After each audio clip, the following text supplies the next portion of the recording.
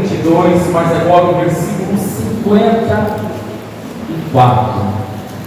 O Evangelho de Jesus Cristo, segundo escreveu Lucas, capítulo de número 22, e versículo de número 54. Deus é maravilhoso, irmãos. É uma alegria para nós estarmos aqui nessa noite. Daqui a pouco nós vamos estar ceando, a última ceia desse ano, que vai ser um tempo também muito precioso para a igreja. Vou falar com os irmãos algumas coisas que em uma mensagem eu coloquei, ela no Espírito Santo nos dirigiu, mas agora nós vamos falar em torno de mensagem na íntegra. Verso 54, então, prendendo-o, levaram e o meteram na casa do sumo sacerdote. Pedro seguia de longe. Havendo-se acendido fogo no meio do pátio, estando todos sentados, assentou-se Pedro entre eles. Como certa criada, vendo estar assentado ao fogo, pusesse os olhos nele, disse: este também estava com ele. Porém ele negou, dizendo: mulher, eu não conheço. Um pouco depois, vendo o outro, disse: tu és também deles. Mas ele disse: homem, não sou. Passado quase uma hora depois, um outro afirmava, dizendo: também este verdadeiramente estava com ele, pois também é galileu. Pedro disse: homem, eu não sei o que dizes. Logo, estando ele ainda a falar, cantou o galo. E virando-se o Senhor, olhou para Pedro. E Pedro lembrou-se da palavra do Senhor, como lhe tinha dito: antes que o galo cante, hoje me negarás 3 vezes. Saindo Pedro para fora, ele chorou amargamente. Amém, meus irmãos. Tome o teu assento, em nome de Jesus. Eu quero, antes de orar para que Deus me vai falar conosco, o pastor Carlos pediu oração. Tem oração aqui pedido para o pastor Carlos.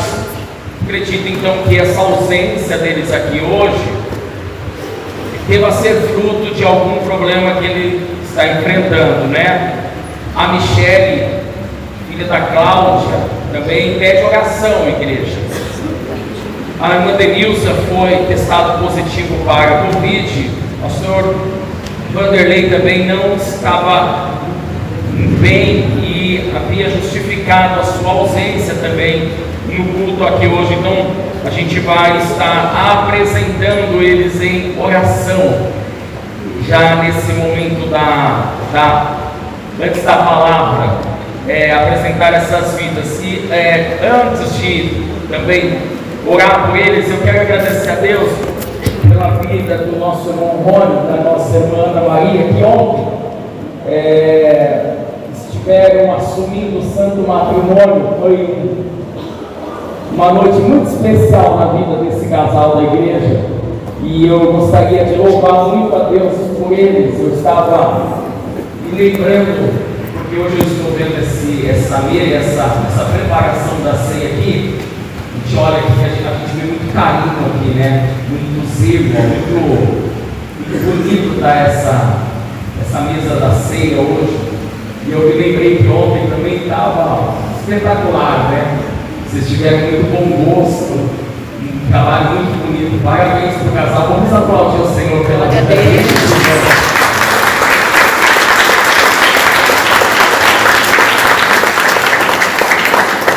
Glória a Deus. E então nós vamos apresentá-los também em oração. Apresentar o irmão Rony, para que o Senhor continue abençoando a vida deles. Falamos com o Senhor, grande Deus e Pai. Nós vamos ouvir a Tua palavra nessa noite.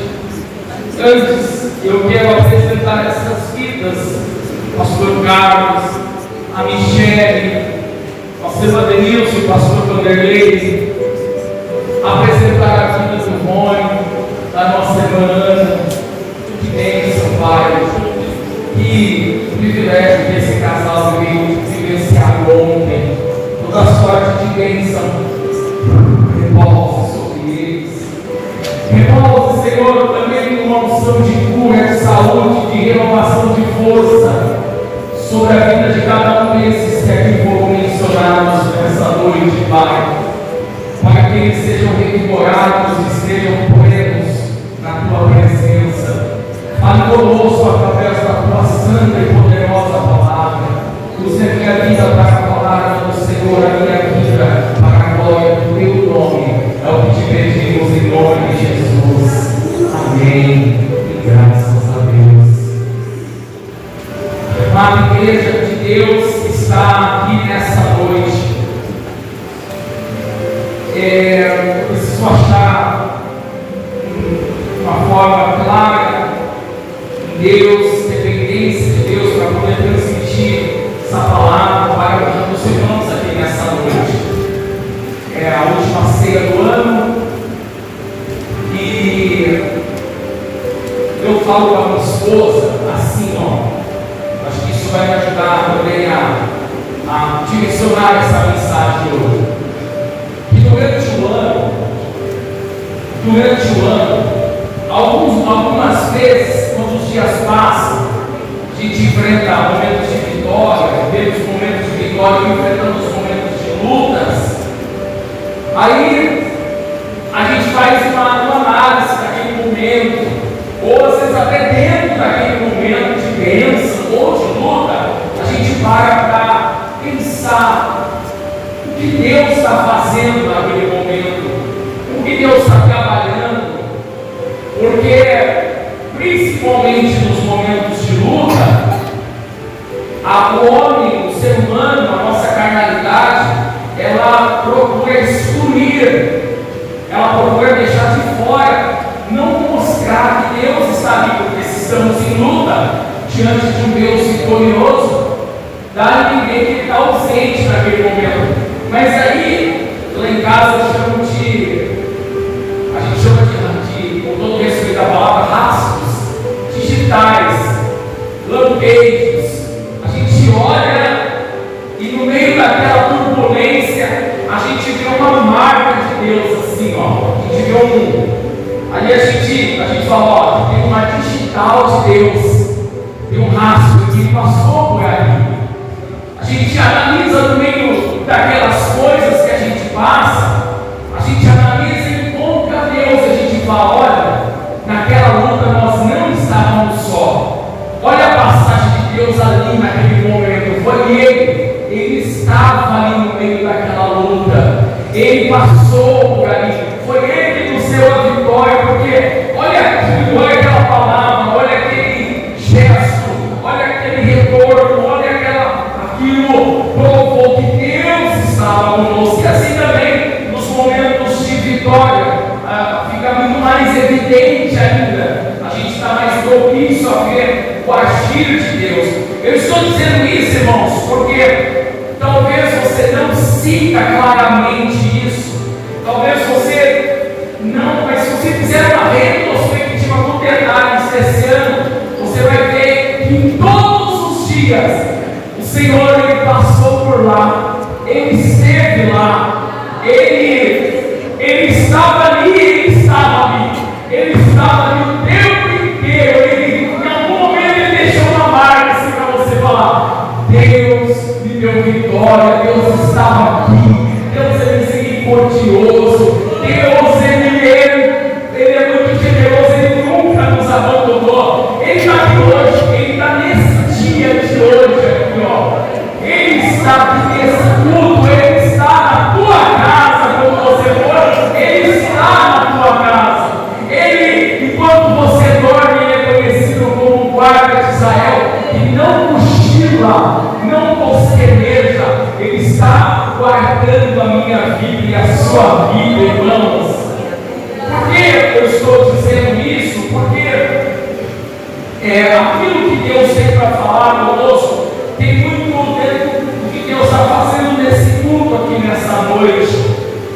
essa bondade, essa generosidade, essa paciência de Deus, essa paciência de Deus, de sempre estar nos cercando, que nem um pai mesmo, que tira o filho dos perigos, que às vezes pega aquela criança que está com teimosia, corrige ela, mas com amor, porque precisa colocar ela nos trilhos, porque é o bem dela. Deus é esse Deus que a gente serve, que está aqui nessa noite. Nós vamos ver essa história que eu li para os irmãos, nessa noite aqui, uma noite fria, irmãos. Meus irmãos, Jesus sofreu tanto, irmãos. Irmãos, Jesus sofreu tanto, mas Jesus sofreu tanto, irmãos, para nos salvar. Essa noite aqui é uma noite fria, essa fogueira aqui, eles estavam em volta dela por causa do frio. A essa altura, Jesus já estava com o rosto um pouco já desfigurado, agredido. Jesus ele estava de pé, sem repouso do assento, esperando ser julgado na casa de Caifás, o sumo sacerdote. E todos sentindo ali perto de uma fogueira, e Jesus já debilitado, já começando a passar os seus, o que a Bíblia chama de momentos de dores. Jesus foi torturado. Jesus foi torturado, irmãos. A linguagem dos dias de hoje é que Jesus foi torturado. Ele apanhou mais do que o normal. Os policiais, vamos supor que tenha uma forma, ou os guardas, Jesus passou no início, tivesse câmeras para gravar o espancamento de Jesus, a humilhação que ele passou, revoltaria os direitos humanos dos dias de hoje. Você mudaria aquele vídeo, você não aceitaria assistir, de tanto que Jesus foi torturado e humilhado para nos salvar. Foi muito machucado. Nosso Jesus sofreu muito para nos salvar. Humilhações terríveis. E quando você descobre que uma daquelas pessoas que às vezes nesses vídeos que chega para nós faz parte de alguém que fez mal, que assaltou, que causou algum dano, tem pessoas que ainda atituam aquilo como merecimento. No entanto, não. Jesus ele não tinha feito absolutamente nada para sofrer o que sofreu. Mas eu volto um pouco antes dessa história, no capítulo de número 22 aí da sua Bíblia, aí no verso de número 31, que é quando Jesus vai falar desse momento aqui, ó, da queda, ou melhor dizendo, da traição de Pedro. O verso de número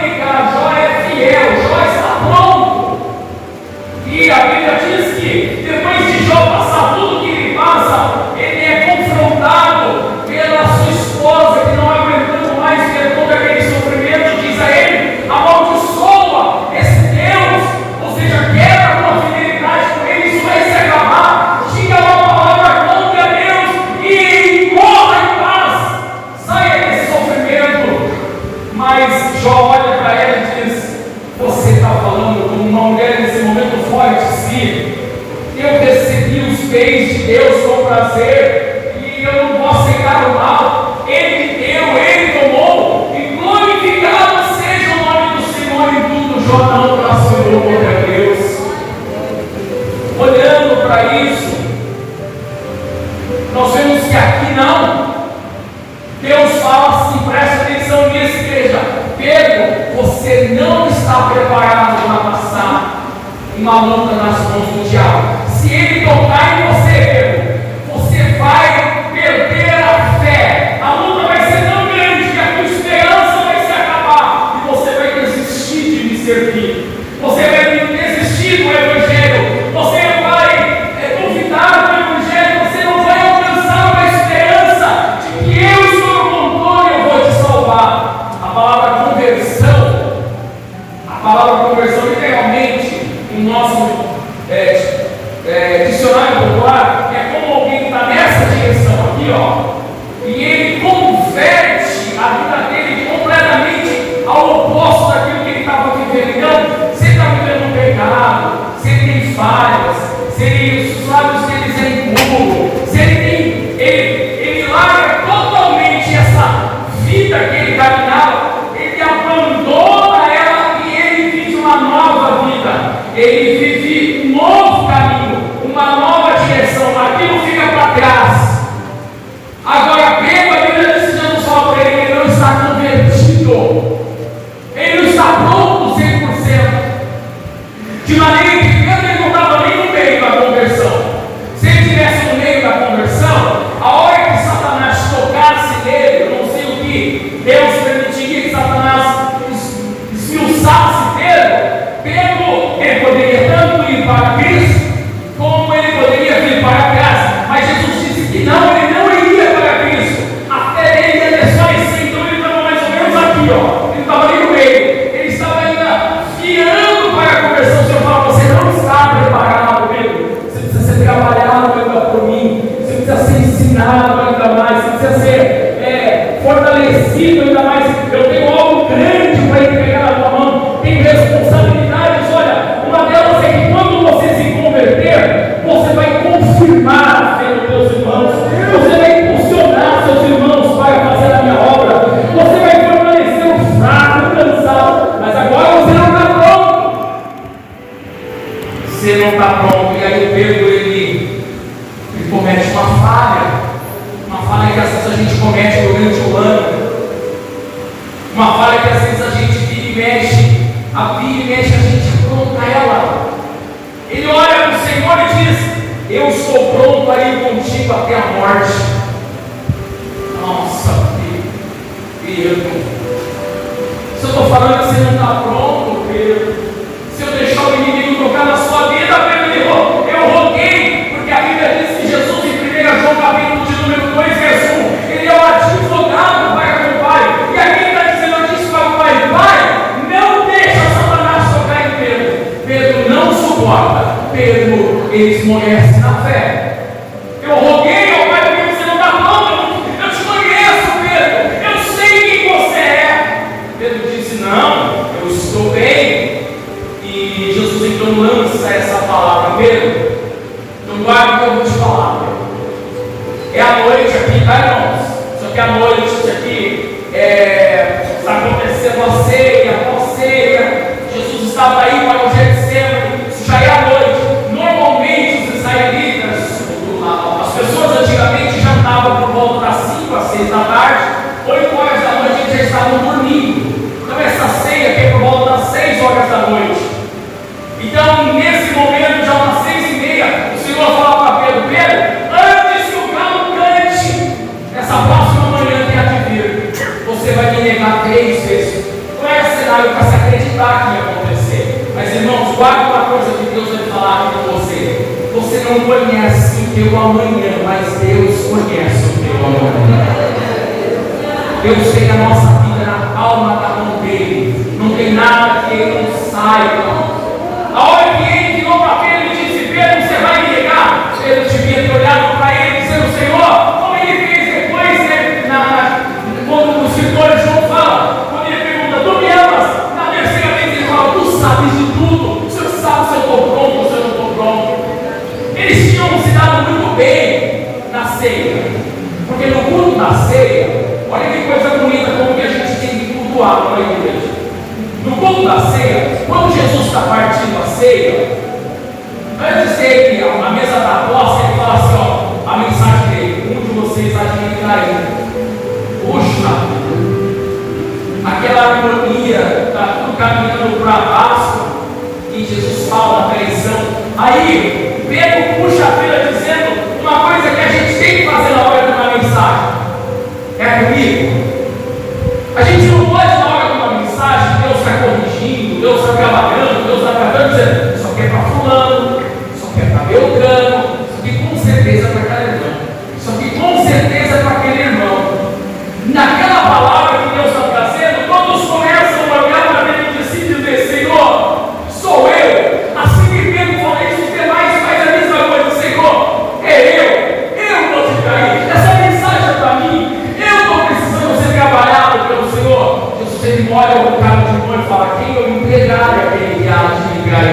ele então desvenda aquele mistério. Mas aqui Pedro foi falho, irmãos, porque ao invés dele reconhecer a sua fraqueza, que Deus sabia do seu futuro, ele acha por bem dizer: eu não vou te cair. Irmão, diga-se de passagem, o Evangelho de Mateus, também o de João, o Evangelho de Jesus Cristo com Mateus e de João, você vai ver uma coisa interessante, que depois que Jesus fala isso aqui, o Pedro ainda vai dizer para ele assim: Senhor, ainda que seja necessário morrer contigo, eu não vou te negar. E os demais, induzidos pela graça de Pedro, eles também dizem a mesma coisa: eu também não vou te negar, não. Eu estou falando que nem Pedro. O que for preciso fazer para passar o que, bom Senhor, eu vou passar. Igreja, preste muita atenção nisso. A gente somos um bichinho na mão de Deus, crianças na mão de um pai. Quando Deus, durante o ano, olha para nós e diz: não falta nos cultos. Quando Deus olha para nós durante o ano e diz: leia a Bíblia, você está precisando de leitura. Quando Deus durante o ano olha para nós e diz: jejum. Quando Deus olha para nós durante o ano e diz: eu preciso que você tenha um tempo de oração. Quando Deus olha para nós diante de uma palavra e nos diz para sermos mais pacientes, mais amorosos, é porque Ele sabe que a gente está à flor da pele, que a gente vai então cometer uma falha com alguém, que a gente vai passar dos limites, e antes que a gente cometa aquilo, Ele quer nos dar um temperamento passivo, Ele quer nos levar para perto dele, Ele quer trabalhar por nós, para que depois Ele coloque nós diante daqueles desafios. Mas sabe qual é o problema, irmão Marquezine, Tiago Marquezine? Muitas vezes nas nossas vidas a gente tem essa reação de Pedro, principalmente porque Jesus faz isso com ele em público. Jesus corrige ele em público, não corrige ele humilhando ele. Jesus mostra que ele precisa de conserto, que ele precisa de melhora, que ele não está pronto ainda, que ele está num processo. Você já pregou um desviado? Já falou do amor de Deus para aqueles que abandonaram a fé? Eles não reconhecem. Estou olhando em casa, pastor, o senhor não sabe da minha vida, eu tenho buscado a Deus. Ixi, o senhor, olha, eu conheço tudo, Deus sabe como é que eu estou servindo a Ele. As pessoas têm dificuldade de serem admoestadas, de serem corrigidas, elas inadam uma autodefesa que impede que a palavra de Deus transforme e modifique elas. As pessoas têm sempre uma reação espinhosa, uma reação mais perigosa. Eu vou dizer uma coisa para vocês, como experiência própria, e como a palavra de Deus está dizendo. Se Jesus disser para você que você não está pronto, você não está pronto. Se Jesus disser para você que você não é, você não é. Se Jesus disser para você que está te faltando algo, está te faltando algo. Não adianta teimar. Se você for uma prova, como Pedro foi, você vai cair, você vai negar, você vai cometer uma falha, você vai se envergonhar. Aceite ser trabalhado pelo Senhor. Aceite.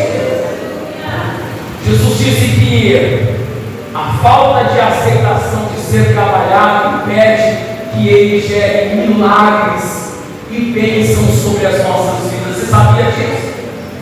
Que diferente de nós, que às vezes a gente dá um presente para um filho sem ele merecer, Jesus não faz isso. Você sabia que às vezes tem coisas na minha vida e na sua vida que estão sendo impedidas de acontecer por causa da nossa incontinência? Não porque somos desobedientes a Deus, mas porque não aceitamos que as pessoas vejam que Deus está tratando de nós, que a gente precisou melhorar, que a gente precisou recuar, que a gente precisou se humilhar. Uma certa feita, se você estiver com a sua Bíblia e quiser me acompanhar, ou se puder passar aqui no Data Show, no capítulo de número 4 de Lucas, a partir do verso de número 14, escute isso. A Bíblia diz que Jesus ele vai provar para nós que a nossa falta de aceitação da sua correção, do seu trabalhar, ela cega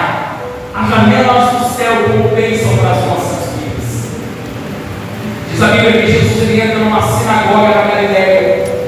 E os irmãos sabem que ele era conhecido como Galileu, e especialmente quando ele entra aqui no verso de número 16 em Nazaré, ele era conhecido como Nazaré. Ele foi criado, ele nasce em Belém, como a minha filha. Já expliquei para os irmãos. A minha filha, minha esposa, ganha ela no hospital de Ourinhos. Então ela é oriense por nascimento, mas 3 dias depois ela recebe alta e volta para Salto Grande. E ela é criada em Salto Grande. Jesus nasce em Belém, mas ele é criado em Nazaré. E um dia ele entra na sinagoga, pega o livro, a Bíblia diz no verso 17, foi-lhe dado o livro do profeta Isaías. E ele abre a Bíblia, olha, imagina Jesus lendo a Bíblia.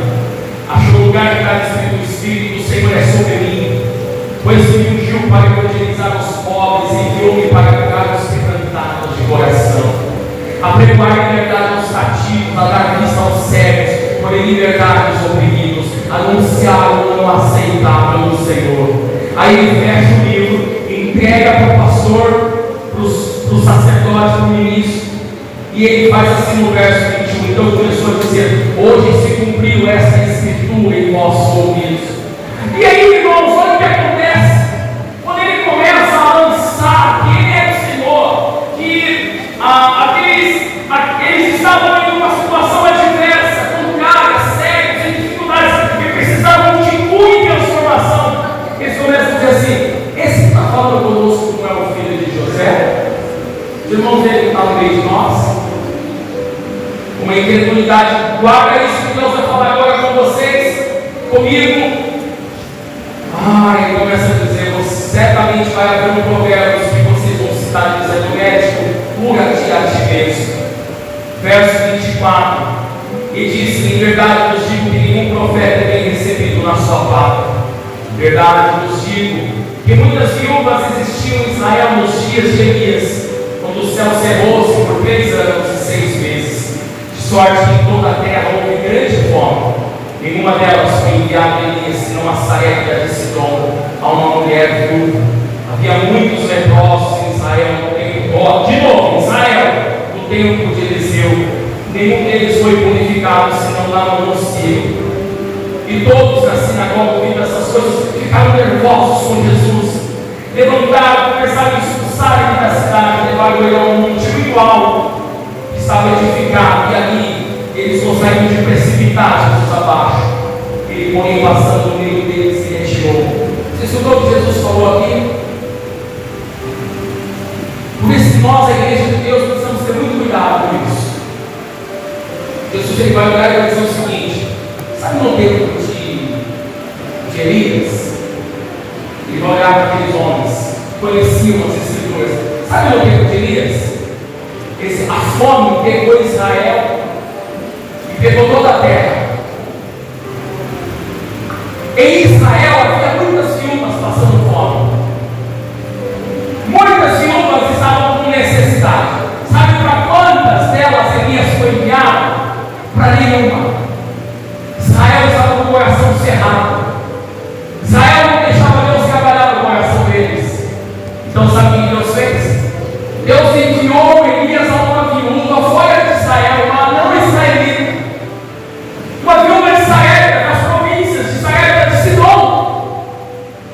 E lá Elias foi usado por Deus para abençoar aquela viúva. Aquela viúva foi uma mulher próspera, não faltou alimento na casa dela. Preciso dizer algo mais para vocês. Um pouco mais à frente tem Eliseu. Quantos homens leprosos tinham em Israel?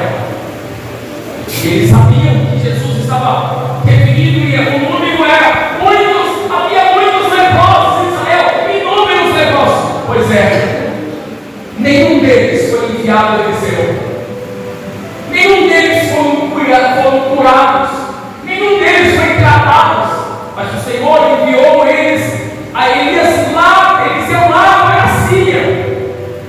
Lá um sírio chamado Naamã foi curado da lepra. Em Israel ninguém foi curado da lepra.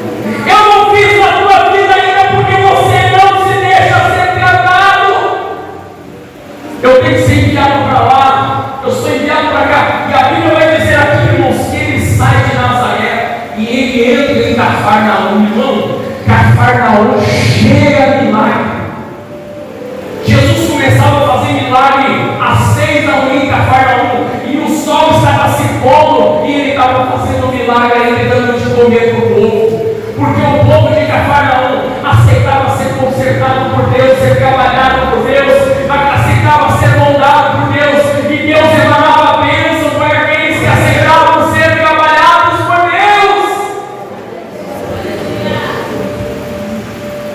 Portanto, os milagres em Nazaré são baixíssimos. Jesus encontra um povo resistente, incrédulo, que não se deixa ser trabalhado, transformado. Estou dizendo isso, irmãos, porque Pedro vai passar um grande constrangimento. Eu estou encerrando agora, eu queria que você prestasse atenção nisso. Pedro, ele, meu Deus, esse dia, irmãos, é um dia muito tenso na vida de Pedro. Mas é um dia que Deus vai mostrar sua misericórdia para com ele, assim como ele quer mostrar sua misericórdia para conosco aqui nessa noite, em nome de Jesus. Você está diante de um Deus que não desiste de você, igreja de Deus. Igreja, Deus não desiste de você. Jesus te ama muito, igreja. Jesus, ele quer muito abençoar a sua vida, igreja. Jesus vai provar quantas vezes for preciso que ele te ama, igreja. Jesus, ele vai te buscar quantas vezes for preciso. Quantas vezes for preciso, ele vai bater na porta do teu coração procurando entrar para mudar a minha vida e a sua vida, igreja. Quantas vezes for preciso, Jesus vai se apresentar diante do teu ano para mostrar que ele nunca te abandonou, igreja. Que ele sempre estava ali, igreja. Ele é um Deus muito amoroso por nós. No dia da traição, algo muito difícil acontece. Jesus ele é preso, porque assim, presta atenção nesse detalhe que eu termino. Eles terminam a ceia por volta das 8 da noite e vai no Getsemane orar. O Senhor, algumas vezes, voltou para um lugar de oração onde estava Pedro, Tiago e João, e disse para eles: se vocês não puderem orar comigo nem sequer uma hora, isso se repete aproximadamente 3 vezes. Eles passam aproximadamente 4 horas no Getsemane de oração. Eles chegam lá por volta das 8 da noite, por volta da meia-noite, esse acontecimento que aqui é descrito acontece. A Bíblia diz que Jesus então vai e volta umas 3 vezes, isso passa 3 horas. Jesus agonizando e orando no Getsemane. Por volta da meia-noite aproximadamente, ele diz: basta, é chegado alguém que há de me cair. E a Bíblia diz que Judas entra então, e eles então prendem Jesus e levam Jesus até o cenáculo do sumo sacerdote. Jesus está preso, acorrentado, e as horas vão passando. Tem um texto aqui que eu acabei de ler para os irmãos, que entre o intervalo de Pedro negar Jesus Senhor, chega-se a quase 1 hora de intervalo. Por volta das 4 horas da manhã, Pedro vai negar Jesus pela última vez. O dia está muito próximo de se amanhecer. Aqui no Botucatu, por exemplo, 4h50, você já viu uma claridade está entrando já nos nossos quartos nesse mês de dezembro. É mais ou menos umas 4 horas da manhã, quando Pedro nega Jesus pela última vez. Quando Pedro nega Jesus pela última vez, Jesus diz: nessa madrugada inteira, você vai me negar 3 vezes. E quando você terminar de me negar a última vez, o galo vai cantar. E o galo canta em seguida, irmãos.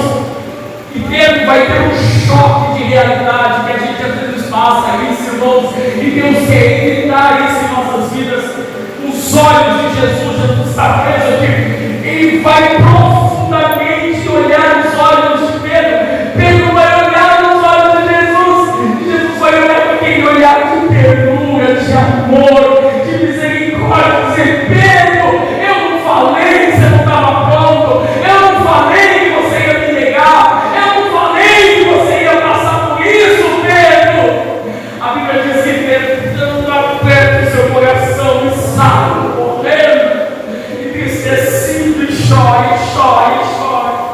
Sabe qual é o choro de Pedro? Escute aqui. Deixa eu te ensinar uma coisa sobre remorso e sobre arrependimento. Remorso é um medo que a gente tem. O remorso é um medo. Agora Deus está doente. Agora, Deus é perigoso. Nossa, no carro aconteceu alguma coisa com alguém da minha família. Ai, remorso é o medo, é só o medo. Arrependimento é assim, ó. Se eu pudesse voltar atrás, se eu pudesse, olha, que aqueles homens me perguntassem de novo, eu ia falar: eu conheço Ele, eu amo Ele, Ele é meu Senhor, mas eu estraguei tudo. Se eu pudesse não ter feito, se eu pudesse não ter traído, e o remorso, ele é o medo, e o medo passa, e as pessoas tornam a fazer de novo. O arrependimento não. O arrependimento aqui te olha e fala assim: olha, eu estou tão arrependido do que eu fiz. Se eu tivesse uma oportunidade, nunca mais eu faria isso de novo. Isso é arrependimento. O arrependimento, você queria mudar aquilo de novo, você queria transformar aquilo, porque você causou dor, porque você causou tristeza, você causou separação, você causou desligamento, você causou dor. Isso é arrependimento. E a Bíblia diz que Pedro está arrependido, chora amargamente. Ele diz: eu não sei por que eu fiz isso com o meu Senhor. Agora, irmãos, eu não falei para vocês que Jesus nos ama de uma forma que não dá para mencionar, mas deixa eu falar uma coisa para vocês: Jesus não guarda mágoa, não guarda rancor. Jesus, ele é misericordioso, compassivo. Jesus, ele é apaixonado por você, irmão. Jesus, ele ama muito você, irmão. Jesus, ele quer o seu bem. Agora, irmãos, preste atenção nessa história. Após isso aqui, Jesus é levado para Pilatos. Passa por todo aquele julgamento. Jesus ele é morto nesse dia, tá? Isso aqui, ó, o julgamento vai acontecer entre as 6 da manhã e as 8 da manhã. Sabe aquela situação com Barrabás? Porque 9 horas da manhã Jesus vai dar uma cruz pendurada. Sabe como ele está, Pedro? Pedro está olhando para aquele horário, aquele horário que a gente fica em casa pensando: Jesus parece que estava falando comigo, eu não devia ter falado, não devia ter feito. Se eu pudesse voltar atrás, se eu pudesse ter feito diferente, se eu pudesse não ter faltado, se eu pudesse ter feito diferente. É aquele sentimento de arrependimento que ele está assim o tempo inteiro. Ele está querendo tampar os ouvidos. A cidade está no alvoroço pela crucificação de Jesus. Milhares de judeus estão ali em torno do grande julgamento do Rei dos Reis e Senhor dos Senhores. E aquilo mata Pedro por dentro, porque a última imagem que Pedro teve com Jesus é uma imagem que ele nega aquele que dormiu com ele algumas vezes na hospedagem, e que na casa de Jairo chamava Pedro, na transfiguração levou Pedro, chamou Pedro quando Pedro era um homem bruto e fez dele pescador de homens. Pedro tinha uma vida com Jesus, Pedro contemplou o amor de Jesus, e agora ele estava abandonando aquele que tanto havia feito por ele, e aquilo consumia Pedro por dentro. Desabava Pedro tinha uma oportunidade, mas Pedro não podia chegar até Jesus. Jesus era cercado de romanos, guardas que estavam segurando ele como se fosse um bandido de alta periculosidade. Diz a Bíblia aqui, um dos momentos mais difíceis das Escrituras Sagradas é o capítulo do Gólgota. Jesus é levado até o Calvário, o lugar da caveira, em que Jesus saía de onde ele estava e ser colocado sobre ele uma cruz até o caminho do Gólgota. Ele anda cerca de 40 minutos, as mulheres batem no peito, gritando, desesperadas, os homens com aqueles marroquinos da Copa do Mundo, eles batem nas suas cabeças, se autoflagelando, eles estão com o sentimento aflorado, e Jesus ele vai por aquele caminho doloroso, aquela via perigosa, dolorosa até o Calvário. Ele é pendurado numa vez, e aquilo tortura Pedro, aquilo destrói o coração de Pedro, porque o último momento que Pedro teve com Jesus foi o momento em que ele nega Jesus. Jesus vai para a cruz, os irmãos sabem. Ai, que infelizmente naquela situação, mas felizmente para nós hoje, ele passa até as 3 horas da tarde, perto das 3 da tarde, ele resolve os últimos detalhes, solta aquelas últimas famosas 7 fases da cruz. E por último, depois de uma morte dolorosa, de hemorragia, exposto ao sol, daqui a pouco tempo vira em Israel, uma escuridão se toma conta, as nuvens chega, aquele tempo tenebroso, Jesus já está aí, não está suportando mais a cruz. Ele percebe que tudo está pronto, ele olha para o Pai, sem negar, sendo fiel até o fim, cumprindo a chamada que Deus entregou para ele. Tudo que Isaías havia profetizado sobre ele havia se cumprido. Ele olha para o Pai e diz: Pai, a ti eu entrego meu espírito, e está consumado, Pai. Espírito. Pedro está assim. Você já imaginou o que é a vida de Pedro? Eu termino lendo para vocês o que acontece agora, capítulo 16 de Marcos. E lendo os 18 versículos, a gente vai cear.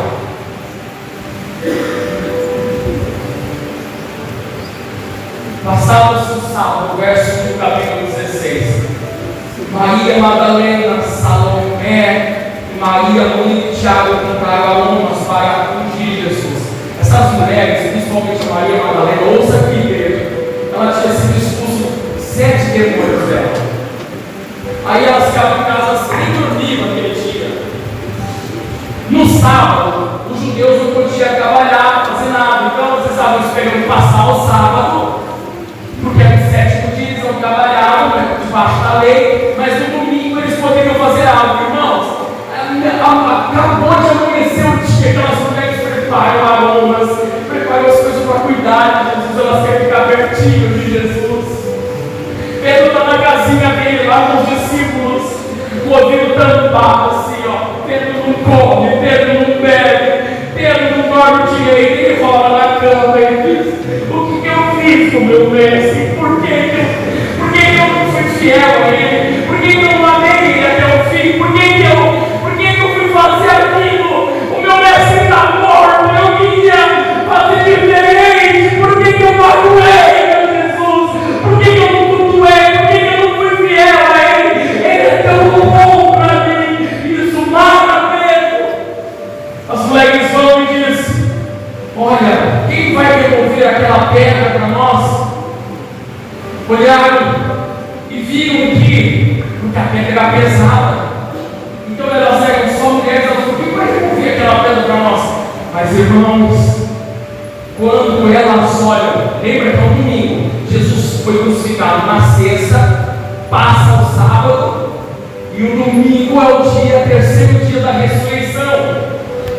Entrando no sepulcro, viu um jovem assentado à direita, a pedra já não estava mais lá, ele estava vestido uma roupa comprida branca. Ficaram espantadas, porém ele disse-lhes: não vos assusteis, buscais a Jesus, o Nazareno, que foi crucificado. Ele já ressuscitou, ele não está mais aqui, eis aqui o lugar onde o puseram. Mas ide, dizei aos seus discípulos e a Pedro. Nossa, fala para Pedro que ele vai adiante de vós ali na Galileia, e ali ele vai se encontrar com vocês. Esse é o Deus que a gente serve. O Pedro está sem comer 3 dias. O Pedro está triste, o Pedro dizendo: se eu tivesse a oportunidade de ver Jesus, se eu tivesse a oportunidade de fazer diferente, se eu tivesse uma nova chance de ser fiel, se eu pudesse abraçar ele de novo, ouvir a voz dele de novo, cuidar dele de novo, aquele olhar dele para mim me machuca, porque ele foi tão bom para mim. Ele está inquieto dentro de casa, daqui a pouco a Israel chega correndo, a Maria Madalena: gente, tem uma notícia para vocês, cadê os discípulos? Vem cá todo mundo. Eu estava sentadinho, estudando missão. Eu tenho uma notícia para vocês, gente. Nós fomos lá no sepulcro, a pedra estava removida, tinha um anjo assentado. Esse anjo apareceu